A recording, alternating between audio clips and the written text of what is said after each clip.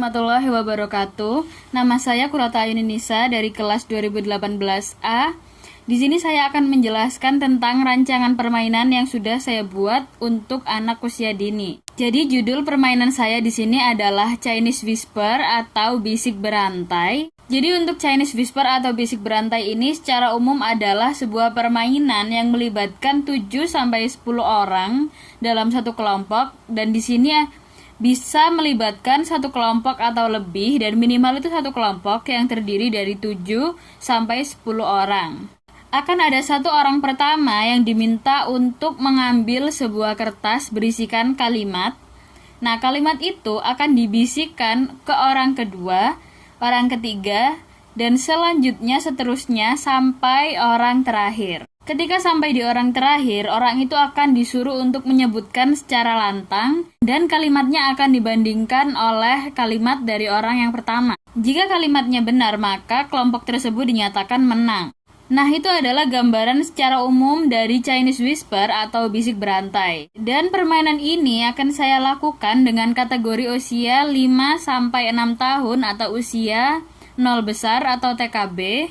Dan ini sudah saya sesuaikan dengan STPPA atau standar tingkat pencapaian perkembangan anak. Yang utamanya adalah dari lingkup bahasa. Yang pertama ada memahami bahasa. Untuk memahami bahasa, contohnya adalah anak bisa memahami bahasa yang kompleks, yaitu kalimat perintah atau kalimat aturan yang diberikan. Selanjutnya juga kalimat yang ada dalam tulisan di kertas itu. Jadi secara tidak langsung di sini akan meningkatkan perkembangan bahasa anak dalam hal memahami kalimat, memahami bahasa. Yang kedua ada mengungkapkan bahasa, yaitu anak bisa berkomunikasi secara lisan, memiliki perbendaharaan kalimat yang bagus, yang cukup, serta mengenal simbol-simbol untuk persiapan membaca. Contohnya adalah simbol dari huruf A yang seperti ini. Itu membacanya adalah A dan seterusnya. Selanjutnya ada keaksaraan atau anak dapat memahami arti kata dalam sebuah cerita atau kalimat yang diberikan. Untuk kategori permainannya di sini cenderung pasif atau cenderung diam karena anak di sini diminta untuk cukup duduk dan mendengarkan kalimat yang dibisikkan oleh teman sebelumnya. Atau sekalipun ada pergerakan, mungkin cuma ketika anak itu mengambil kertas atau dia maju ke depan untuk menyampaikan kalimat orang yang terakhir. Jadi di sini tidak perlu terlalu banyak mengeluarkan tenaga untuk bergerak aktif, tapi di sini permainannya cenderung pasif. Untuk tahapan bermainnya di sini adalah cooperative play atau permainan kooperatif, yaitu permainan berkelompok yang juga di sini sudah ada kerjasama antara satu anak dan anak yang lainnya. Jadi di sini bukan sekedar permainan yang cuma buat senang-senang aja, tapi di sini udah ada kerjasama supaya bagaimana permainan ini bisa berjalan dengan lancar. Kenapa kerjasama? Karena di sini anak satu dan anak yang lain akan berbisik, dan sebisa mungkin kan mereka akan bekerja sama gimana supaya mereka bisa mendapatkan kalimat yang benar dan juga memberikan kalimat yang sesuai, jadi nggak sampai ada yang kalah dan merugikan temannya atau dirinya sendiri. Untuk tujuan permainannya secara umum adalah di sini anak dilatih untuk bertanggung jawab dari segi dia bisa mempertanggungjawabkan kalimat yang dia berikan supaya tidak salah dan tidak merugikan temannya, juga merugikan dirinya sendiri. Di sini dia juga berlatih tanggung jawab dari situ. Anak juga melatih kesabaran karena di sini beruntun ya, dari anak pertama, kedua, ketiga, dan di sini anak itu akan dilatih kesabarannya dan juga empati anak kepada temannya. Di sini supaya anak bisa merasakan apa yang dirasakan temannya. Kira-kira kalau misalnya temannya mendapatkan hukuman itu kan sedih. Jadi dia kayak berusaha bagaimana caranya supaya temannya itu nggak mendapatkan hukuman. Sementara untuk tujuan khususnya tentu saja permainan ini memang sengaja dirancang untuk mengembangkan kemampuan bahasa reseptif anak, yaitu bahasa yang diterima oleh anak, misalnya menyimak, membaca, dan lain-lain. Di sini kita mengembangkan kalimat anak itu dari memberikan mereka kalimat-kalimat baru, dan kalimat itu akan diterima, membuat mereka menyimak, dan mengembangkan bahasa reseptif mereka. Teori yang saya gunakan di sini yang pertama adalah teori rekreasi atau melepas penat dari pembelajaran mereka yang sudah seharian. Mungkin bagi kita pembelajaran mereka itu sebentar, tapi bagi mereka ini terasa sangat lama dan sangat melelahkan dan membuat mereka penat. Jadi sangat-sangat penting adanya permainan atau ice breaking, apapun yang membuat anak itu senang, yaitu semacam teori rekreasi ini. Untuk itu, jadi di sini saya masukkan ke dalam teori rekreasi karena di sini bisa membuat anak lepas sejenak dari rasa penat yang mereka rasakan. Kedua, ada teori sublimasi karena di sini anak akan berusaha sebisa mungkin untuk meningkatkan kemampuan berbahasa mereka dari mereka menyimak temannya. Kan karena di sini kan nggak mungkin kalau misalnya ada anak yang sengaja nggak nyimak, karena itu bisa membuat mereka kalah sendiri. Jadi di sini anak akan secara tidak langsung dipush, dipaksa untuk menyimak. Tapi di sini dalam hal yang have fun, yang senang-senang, bukan hal yang membuat mereka terpaksa. Memang mereka secara tidak langsung ditekan untuk menyimak, tapi mereka merasa have fun di sini. Kemudian ada teori kognitif dari Jean Piaget dan Vygotsky. Jadi di sini mereka akan meningkatkan daya ingat mereka dan juga daya tangkap mereka. Gimana caranya mereka bisa menerima kalimat dengan benar dan mereka harus mengingat kalimat itu sampai dibisikkan ke temannya selanjutnya. Karena terkadang ada anak yang bisa mereka menangkap, menyimak, tapi selanjutnya ketika mereka menyampaikan ke temannya itu dia lupa dan dia minta untuk temannya mengulangi kembali. Kemudian ada teori belajar sosial karena di sini anak menjadikan kegiatan ini sebagai tempat bersosialisasi dengan teman-temannya. Dia bisa ngobrol bersama teman-temannya, nggak cuma untuk menyampaikan kalimat-kalimat yang kita berikan, tapi juga kan di sini kita ada reward, punishment, dan juga ada lain-lainnya yang merupakan break di mana mereka kan nggak mungkin diam aja, pasti mereka bakalan berkomunikasi dengan teman-teman mereka. Jadi di sini sebagai teori belajar sosial.